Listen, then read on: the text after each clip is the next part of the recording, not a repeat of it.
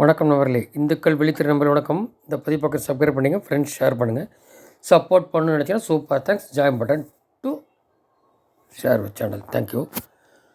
இப்போ பார்த்தீங்கன்னாக்க, இப்போது இன்றைக்கி கவர்னர் உரையில் அவர் சொல்லிட்டார். ஒரு தேசிய சம்மந்தம் இல்லாமல் இவங்க ஏதோ அந்த ரிப்போர்ட்டு ப்ரிப்பேரிங் அவருக்கு ஏற்கனவே கொடுத்துருப்பாங்க காப்பி. அது அவர் ஒத்து வரலன்ட்டு ஒன்றும் படிக்கலை. முதல் வரி கூடி படித்தா அப்புறம் பார்த்துப்பாங்க. ஃபுல்லாக படிக்கணுன்றதில்ல. எதுவும் பண்ணல, வெளிநாடு பண்ணிட்டார். லாஸ்ட் இயர் இப்படி தான் பண்ணார். ஏன்னா இவங்க தேசிய நீரோட்டத்தில் இல்லை, பெருவிழா பேச போகிறோம். அதனால் அந்த இண்டிகேஷன் தான் இது. இப்போ அந்த அந்த குண்டுக்கு சிலிண்டர் பிளாஸ்ட் வெடிச்சதுன்னு சொல்கிறார் இவர். குண்டு வெடிச்சது அதை தேடி இருக்காங்க பார்த்தீங்களா? அது தீவிரமாக போயிட்டுருக்கு. அதில் இவர் சிலிண்டர் பிளாஸ்ட்னு சொல்லிட்டு அப்புறம் தான் அது என்ஐக்கே கொடுத்தாரு ஸ்டாலின். அப்புறம் ஒரு பக்கம் இந்த பிரிவினை பேசுகிறாள். அப்புறம் உதயநிதி பார்த்திங்கன்னா சனாதனத்தை பற்றி பேசி இந்தி கூட்டணியில் வராதுன்னு சொல்லி அவங்க தோற்றும் போய் காங்கிரஸு இப்போ மடன்னு சரிஞ்சு போச்சு. ஃபஸ்ட்டு கெஜ்ரிவால் மம்தா சொன்னாங்களா, அவங்களுக்கு தெரியும். நிதிஷ் இன்னைக்கு அந்த இது வென்றுட்டார். ஓட் ஆஃப் கான்ஃபிடென்ஸில் நம்பிக்கையில் தீர்மானத்தில் காங்கிரஸ் அவங்க இது தானே வென்றுட்டார், சக்சீட் ஆகிட்டார்.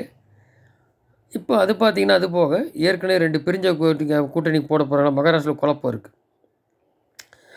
அந்த குடும்ப ஆட்சி இல்லாமல் வந்தவங்க 2 பேருக்கு ஓட்டு போட போகிறாங்க. அதை 2 தான் ஒரிஜினல்ன்றாங்க. இப்போ சரத்பவாரும் உத்தவ் தாக்கரேயும் தனியாக இருக்கார். அதுக்கு என்னன்ற நிலைமை தெரியல. இதுக்கடையில் ஒரு 10-20 எம்எல்ஏ தூக்கிட்டு அசோக் சவான் அவர் வந்துட்டார் காங்கிரஸ்லேருந்து. ஸோ ஒரு பாத யாத்திரத்துக்குள்ளே காங்கிரஸே முடிஞ்சு போயிடும், இருக்கிறதும் கரைஞ்சி போயிடும் போல். ராகுல் பாத யாத்திரை போகிறதுக்குள்ளே அவருக்கு ஜாதி பற்றி பேசுகிறார். இன்னும் ஒன்றும் இல்லை. நாளன்னைக்கு போய் துபாயில் இந்துக்கள் பெரிய ராமர் கோயில் மாதிரி ஒன்று, அது பெருமாள் கோயில் திறக்க போகிறாரு மோடி போய் அபுதாபி அந்த இதில். அப்புறம் நேவி சம்மந்தப்பட்ட 8 பேர் அவங்க சிறை கைதியாக வச்சுருந்தாங்க. அது இப்போ வெளியே கொண்டு வந்தாச்சு அவங்கள. இந்த மாதிரி அப்போ இந்த சிஏ சட்டம் கண்டிப்பாக எலெக்ஷன் முன்னாடி அமல்படுத்திடுவோன்றாங்க. அது இந்த வெஸ்ட் பெங்கால் இந்த பக்கம்லாம் அந்த பாய்ஸ் அண்ட் முஸ்லீம்லாம் வராங்க. மேஜர் கூட இருந்தானே கணக்கு. அங்கே இந்துக்கள் வர்றதை பற்றி இல்லை. அந்த மாதிரி மேஜராக இருக்கிற சிட்டிசன்ஷிப்லேருந்து இங்கே அங்கே வெஸ்ட் பெங்காலில் உட்காந்துருக்க தஞ்சம் பூந்து பங்களாதேஷில் அது வந்துருன்ட்டார். இவர் இப்போ வந்துடுறது உறுதி. இவ்வளோ சீட் வந்துட்டாருன்னா இப்போ காஷ்மீர்லாம் யாரும் தொடாத சப்ஜெக்ட் தொட்டவங்க நாளைக்கு இவங்கெல்லாம் இந்த பிரிவினவாதெல்லாம் எந்த அளவுக்கு எங்கே வைப்பாங்கன்றது பாருங்கள். இல்லை யாரும் வரக்கூடாது தெரியுமான்லாம் ஸ்டாலின் சொல்லியிருந்தார் இல்லையா?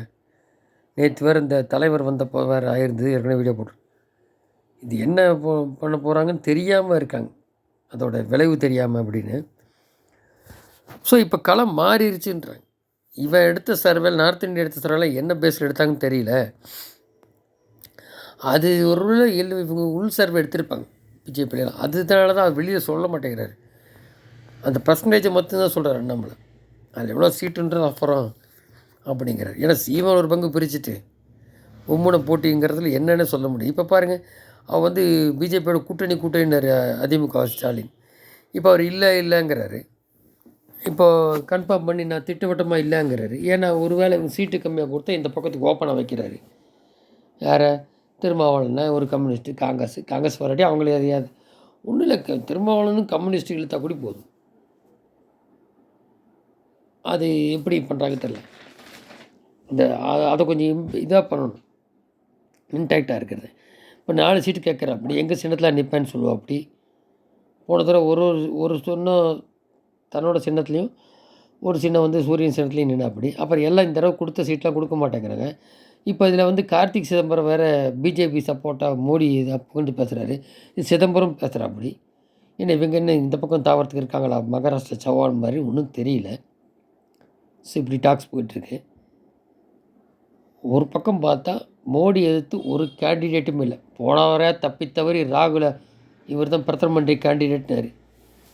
அப்போ கூட சில பேருக்கு வருவார் வரமாட்டார்னு நினச்சாங்க மோடியை. இந்த தடவை சோனி அழாத குறையா நீங்களா பிரதம மந்திரி கேண்டிடேட் சொல்லுங்கன்னா, எலெக்ஷனில் பாத யாத்திரை, அவர் போகிற பாத யாத்திரை வேறு. என்ன இவர் சொல்லுவாரான்னு தெரியல. என்ன இப்படி இருக்குது. ஒரு சொன்னாலும் சரி சொல்லாட்டியும் சரி எதிர்த்து ஒரு ஸ்டெப்பான கேண்டிடேட் கிடையாது. அவரே கேட்டார், நீங்கள் 400க்கு மேலே வருவீங்கன்னு சொல்கிறீங்கன்னு கார்கேவை பார்லிமெண்ட் லைன் ஹவுஸில் வச்சு மூடி எதிர்கட்சியாக வரணும் பிரார்த்தனை பண்ணிக்கிறேன்ட்டார். என்ன இப்படி இருக்கு பொழப்பு. அப்புறம் இவங்க மக்கள் விரோதம் ஒன்றுமே செய்யாமல் மக்கள் விரோதமாக இருந்துட்டு இப்போது ஒரு போட்டு இந்த ஊழல்லாம் இருந்தாலே ஏழைகள் முன்னேற முடியாது, நாங்கள் ஏழைகள், பெண்கள், இளைஞர் வேலைவாய்ப்பு இது சம்மந்தமாக தான் பேச போகிறோம் அப்படின்ட்டு அதைத்தான் ஜாதி மாதிரி சொல்கிறது. அது ஒரு இனம், அது இதெல்லாம் முன்னேற்றணும் அப்படிங்கிறதுல ஊழல் நிறைவே இருந்தால் தலைமுறை முன்னேறாதுன்னு சொல்கிறாரு. இதை குறித்து நிறையா சொல்லியிருக்கோம். இப்போது இந்த வரிசையில் இன்றைக்கி என்ன பண்ணிட்டாரு, வேட்டி சேலை பொங்கல் கொடுத்தா ஏழைகள் கொடுக்குற வேட்டி சேலை நம்ம கை வைக்கிறது. அவர் பேர் பார்த்தா காந்தி, அம்மா அப்பா காந்தி நல்ல பேர் வச்சாங்க. ஆனால் இவர் 96லே கள்ளச்சாராயம் காய்ச்சி இவர் சரியான எஸ்ஐயாக இருந்திருந்தாருன்னா அன்றைக்கே நம்பி எடுத்திருப்பார். இவரெல்லாம் மந்திரியாக உட்காந்துட்டு இப்படி தான் சொல்கிறாரு நம்மளை. திமுக ஆட்சி ஊழல் நாட்கள் ஆகிவிட்டது. பிப்ரவரியில் வேலவசி வேட்டி திட்டத்தில் நடந்த மாபெரும் ஊழலையும் திமுக அமைச்சர் காந்தியின் தலையீட்டையும் அம்பலப்படுத்தினோம். இன்று அனைத்து ஆதரவுடன் தமிழக பாஜக சார்பில் லஞ்ச ஒழிப்புத்துறையில் புகார் அளித்துள்ளனர். பாரபட்சமற்ற விசாரணை நடத்தப்பட்டு ஊழல்வாதிகள் விரைவில் கைது செய்யப்படும் என்று நம்புகிறோன்றார். டிவிஎஸ்சியில் கொடுத்தா இது வரவே வராது. அவன் திமுக இருக்கிற முடியும் வரவே வராது. ஒன்றும் பொன்முடி ஏடிஎம்கேல போட்டாங்க. இப்போ அதை குறித்து இப்போது அந்த மேல் விசாரணை அவர் வெளியில் இருக்கார் பொன்முடி. ஆனால் சுப்ரீம் கோர்ட்டில் அந்த டிவிஎஸ்சியில் கேட்குறாங்க. ஏடிஎம்கே போட்டது இப்போ டிஎம்கே இருக்குது. அது டிவிஎஸ்சி கரெக்டாக கொடுத்தா கூட ஓகே. ஆனால் முன்னாடி கொடுத்துருப்பாங்க. அவர் இப்போ இருக்கார், ஆள் இருக்காங்க, ரிட்டையர் ஆனாங்க, இல்லை வேற எங்கேயா மாறி இருக்காங்கன்னு தெரியாது. அந்த ஃபைல் இருக்கும் கையிலன்னா சுப்ரீம் கோர்ட்டில் அதே தான் கொடுக்கணும். இப்போது மாற்றி கொடுப்பாங்க தெரியல. ஒரு ஒப்பீனியன் கேட்டிருக்காங்க டிவிசியில். டிவிசி கரெக்டாக தருமா, கரெக்டாக தரலன்னா செக் பண்ணி வைப்பாங்க. ஆட்சி மாறி இருக்கு வேறு. இப்போது இவர் கொடுக்குறாரு அண்ணாமலை டிவிசிட்ட. டிவிசி நடவடிக்கைலாம் மேல்முறையீடு என்ன போகிறது அது அப்புறம் தான் பார்க்கணும். அவங்க அவ்வளோ சீக்கிரம் இது பண்ணுவாங்களா இந்த ஆட்சி இருக்கும்போதுன்றது பார்ப்போம் ஒரு பக்கம். அப்புறம் அந்த வேஷ்டி சேலையை கோயம்புத்தூரில் அந்த டெக்ஸ்டைல் லேபில் கொடுத்ததில் வார்ப்பில் 22% மட்டுமே பருத்தி, 68% வார்ப்பு பாலிஸ்டர் ஆனது என்றும் ஜவுளித்துறை அமைச்சர் காந்தியின் கூற்றுக்கும் வேட்டி தயாரிக்கப்பட்ட விவரக்குறிப்புக்கும் நேரடியாக முரண்படுது. வார்ப்பில் கூட பருத்திக்கு பதிலாக பாலிஸ்டர் யூஸ் பண்ணியிருக்காங்க அப்படிங்கிறாரு. 1 கிலோ பருத்தி 320 ரூபா, 1 கிலோ பாலிஸ்டர் 160 ரூபா. இருவரும் பாலிஸ்டர் 1 கிலோவுக்கு 90 முதல் 150 வரை வரம்பில் சந்தையில் கிடைக்கிறது. ஜவுளித்துறை அமைச்சர் இலவச வேட்டி கொள்முதல் மட்டும் ரூபாய் 60 கோடி ஊழல் செய்திருக்காரு. இதனால் டிஃப்ரென்ஸ்லாம் அப்படிங்கிறாரு. இப்போ இந்த கடிதத்தில் இணைக்கப்பட்டுள்ள ஆவணங்களுடன் பதிவு செய்ய வேண்டிய வழக்கு மற்றும் அமைச்சர் ஊழலுக்கு தகுந்த நடவடிக்கை எடுக்க வேண்டும் என்றும் இது குறித்து முழு அளவிலான விசாரணை தொடங்குமாறு விஜிலன்ஸ் மற்றும் லஞ்ச ஒழிப்புத்துறை கேட்டுக்கொள்கிறான்றாரு. அப்புறம் 30,000 கோடி சம்பாதிச்சானுங்க உதயநிதிங்கிறாங்க. பட் குறிப்பாக இதில் டிவிசி கொடுத்தனால எவ்வளோ அது முனைஞ்சு பண்ணுவாங்களா இந்த ஆட்சி இருக்கும்போது? அவர் கொடுத்துருக்காரு. அடுத்த நடவடிக்கை என்ன வடிக்கிறான்னு பார்க்கணும்.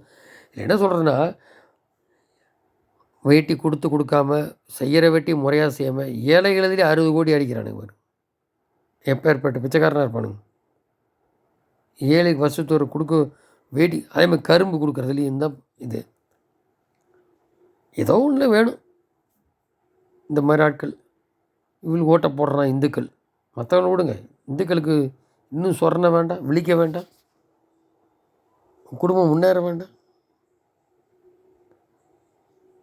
இதெல்லாம் கேள்விக்குறியாக இருக்குது. அப்போ நன்றி ஜெயந்த்.